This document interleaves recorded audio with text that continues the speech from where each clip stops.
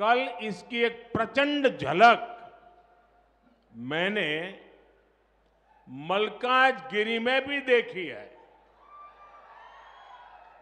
वहां जिस तरह लोग सड़कों पर उतरकर भाजपा का समर्थन कर रहे थे,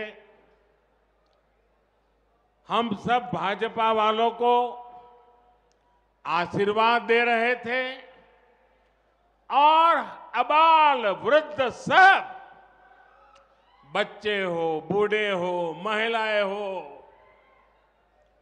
मैं सच बताता हूं, कल शाम का वो नजारा अद्भुत था। और साथियों, अभी जो तेलंगाना के विधानसभा चुनाव हुए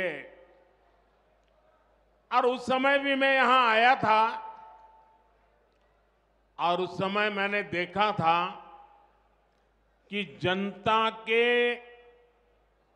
दिल में, जनता के दिमाग में बीआरएस के खिलाफ इतना भयंकर गुस्सा था, इतना गुस्सा था, और उसका नतीजा भी हमने देखा, बीआरएस का क्या हाल हुआ। और कल मैंने देखा और आज यहां भी देख रहा हूं, तेलंगाना के लोगों ने मोदी को फिर से वापस लेने का फैसला सुना दिया है।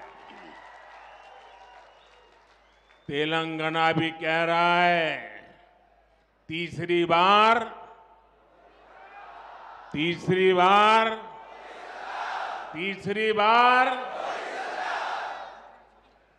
నా తెలంగాణ కుటుంబ సభ్యులందరికీ నమస్కారాలు అన్న తెలుగు సంబోధనతో మాననీయ ప్రధానమంత్రి ప్రారంభించారు.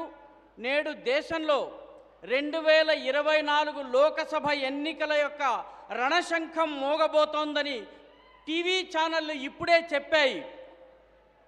ఇప్పుడు మరి కొంచెం సేపటి తరువాత ఎన్నికల తేదీలను కూడా ప్రకటించబోతున్నారని తెలియవచ్చింది.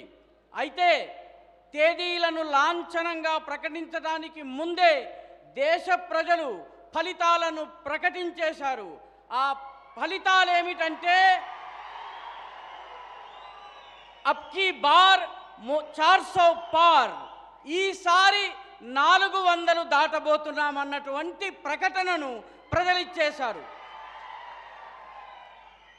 నాగర్ కర్నూల్లో ఇక్కడ వచ్చినటువంటి ఈ జన సునామీని చూసి మీ స్నేహము నాకు తెలియజేస్తోంది.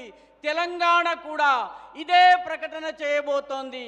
అబ్ కీ బార్ 400 పార్.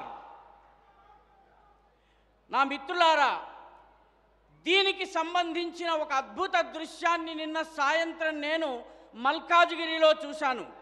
అక్కడ ప్రజలు రోడ్ల మీదకు వచ్చారు, రహదారుల మీదకు వచ్చారు, కూడళ్ల మీదకు వచ్చారు.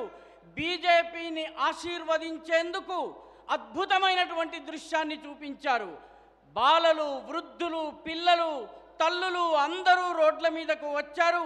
వాళ్ళందరూ కూడాను ఈ భారతీయ జనతా పార్టీ పట్ల తమ మద్దతును ప్రకటించారు. ఇది నేను కళ్ళారా చూశాను. ఇక ఇటీవలే తెలంగాణ విధానసభ ఎన్నికలు జరిగినాయి. అందులో ఈ ప్రజల యొక్క గుండెల్లో, హృదయాల్లో, మనస్సుల్లో టీఆర్ఎస్ పట్ల, బీఆర్ఎస్ పట్ల ఉన్నటువంటి కోపాన్ని నేను చూడగలిగాను. నేను కూడా చూశాను. నిన్న కూడాను అదే చూడగలిగాను. నేను ఇక్కడ కూడా అదే చూస్తున్నాను. తెలంగాణలో ఉన్నటువంటి ప్రజలు నిర్ణయించుకున్నారు, మోదీని మరొక్కసారి విజయం దిశగా తీసుకుని వెళ్ళాలని చెప్పి నిర్ణయం తీసుకున్నారు.